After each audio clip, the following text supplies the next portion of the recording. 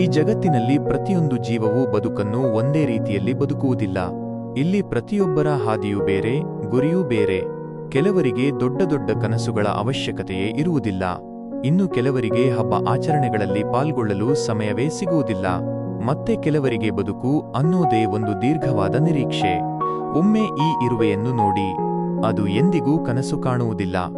ಯಾಕೆ ಗೊತ್ತಾ? ಏಕೆಂದರೆ ಇರುವೆಗಳು ಮಲಗುವುದೇ ಇಲ್ಲ.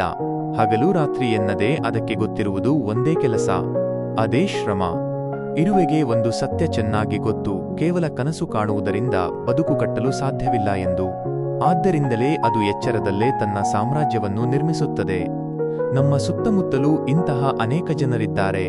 ಅವರು ದೊಡ್ಡ ದೊಡ್ಡ ಮಾತುಗಳನ್ನಾಡುವುದಿಲ್ಲ, ಬಣ್ಣದ ಕನಸುಗಳನ್ನು ಮಾರುವುದಿಲ್ಲ, ಯಾರ ಚಪ್ಪಾಳೆಗೂ ಕಾಯದೆ ಸುಮ್ಮನೆ ಬೆವರು ಸುರಿಸಿ ಬದುಕು ಕಟ್ಟುತ್ತಾರೆ.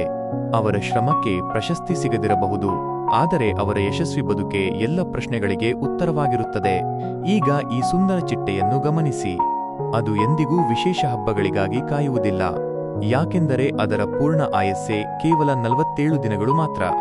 ಇಷ್ಟು ಚಿಕ್ಕ ಬದುಕಿನಲ್ಲಿ ಅದು ದಿನಗಳನ್ನು ಎಣಿಸುತ್ತಾ ಕುಳಿತುಕೊಳ್ಳುವುದಿಲ್ಲ. ಬದಲಾಗಿ ಸಿಕ್ಕ ಪ್ರತಿಯೊಂದು ಕ್ಷಣವನ್ನು ಪೂರ್ಣವಾಗಿ ಬದುಕುತ್ತದೆ.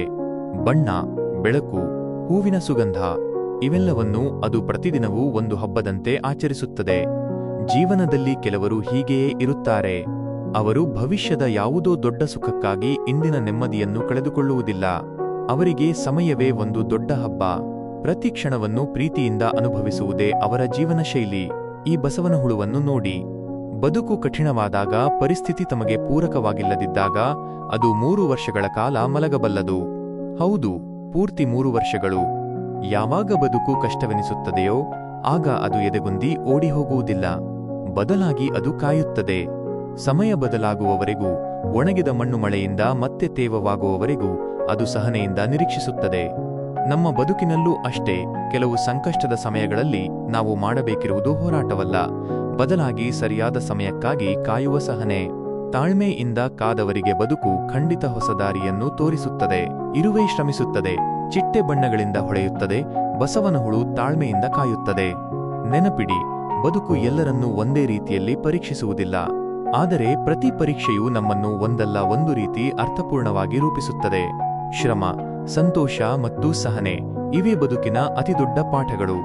ಇಂತಹ ನೈಜ ಮತ್ತು ಸ್ಫೂರ್ತಿದಾಯಕ ವಿಡಿಯೋಗಳಿಗಾಗಿ ನಮ್ಮ ಚಾನೆಲ್ ಅನ್ನು ಸಬ್ಸ್ಕ್ರೈಬ್ ಮಾಡಿ, ಲೈಕ್ ಮಾಡಿ ಮತ್ತು ಶೇರ್ ಮಾಡಿ. ಧನ್ಯವಾದಗಳು.